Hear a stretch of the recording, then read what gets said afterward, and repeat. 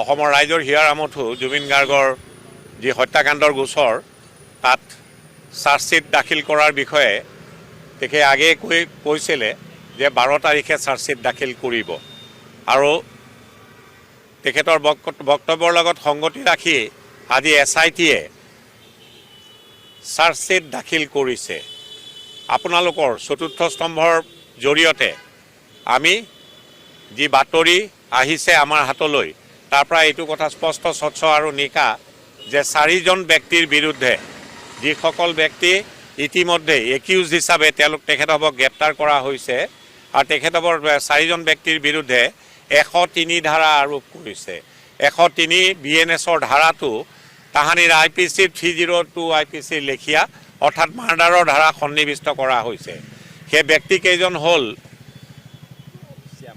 শ্যাম কানু মহন্ত, সিদ্ধাৰ্থ শৰ্মা, অমৃত প্ৰভা মহন্ত আৰু শেখৰ জ্যোতি গোস্বামী।